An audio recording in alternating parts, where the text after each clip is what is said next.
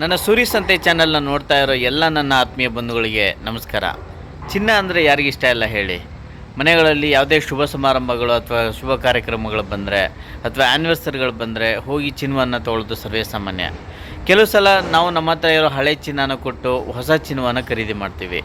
ಆದರೆ ಆ ಹಳೆ ಚಿನ್ನನ ಅವ್ರು ಏನು ಮಾಡ್ತಾರೆ, ಹೇಗೆ ಕರಗಿಸ್ತಾರೆ, ಹೇಗೆ ಗಟ್ಟಿ ರೂಪಕ್ಕೆ ತರ್ತಾರೆ ಅನ್ನೋದು ಎಲ್ರಿಗೂ ಕ್ವಶನ್ ಮಾರ್ಕ್ ಆಗಿರುತ್ತೆ. ಎಷ್ಟೋ ಜನಕ್ಕೆ ಗೊತ್ತೇ ಇರಲ್ಲ. ಬನ್ನಿ ಇವತ್ತು ಆ ಥರ ಚಿನ್ನವನ್ನು ಹೇಗೆ ಕರಗಿಸಿ ಗಟ್ಟಿ ರೂಪಕ್ಕೆ ತರ್ತಾರೆ, ಅದನ್ನ ಸಾಲಿಡ್ ರೂಪಕ್ಕೆ, ಅದರ ಮೂಲ ರೂಪಕ್ಕೆ ಹೇಗೆ ತರ್ತಾರೆ ಅನ್ನೋದನ್ನ ನೋಡೋಣ. ಸೊ ನೀವು ಫಸ್ಟ್ ಟೈಮ್ ನನ್ನ ಚಾನಲ್ ನೋಡ್ತಾ ಇದ್ದರೆ ದಯವಿಟ್ಟು ಈಗಲೇ ಲೈಕ್ ಮಾಡಿ, ಶೇರ್ ಮಾಡಿ, ಸಬ್ಸ್ಕ್ರೈಬ್ ಮಾಡಿ. ಬನ್ನಿ ಆ ಚಿನ್ನ ಹೇಗೆ ಕರಗಿಸ್ತಾರೆ ಅಂತ ನೋಡ್ಕೊಂಬರೋಣ. ಆತ್ಮೀಯರೇ, ನಮ್ಮ ದೇಶದಲ್ಲಿ ಅಥವಾ ಇಡೀ ಪ್ರಪಂಚದಲ್ಲಿ ಅತಿ ಬೆಲೆ ಬಾಳುವಂಥ ಲೋಹದ ವಸ್ತುಗಳಲ್ಲಿ ಚಿನ್ನ ಪ್ರಥಮ ಸ್ಥಾನ ಪಡ್ಕೊಂಡಿರುತ್ತೆ ಅಂತ ನಾನು ಭಾವಿಸ್ತೀನಿ. ಎಸ್ಪೆಷಲಿ ನಮ್ಮ ಭಾರತದಲ್ಲಿ ಚಿನ್ನಕ್ಕೆ ಅತಿ ಹೆಚ್ಚು ಬೆಲೆ. ಯಾಕೆ ಅಂದರೆ ಬಡವರಿಂದ ಹಿಡಿದು ಶ್ರೀಮಂತರ ತನಕ ಎಲ್ಲ ಶುಭ ಸಮಾರಂಭಗಳಿಗೆ ಧರಿಸೋವಂಥ ಒಂದು ಆಭರಣ ಅಂತಂದರೆ ಚಿನ್ನ.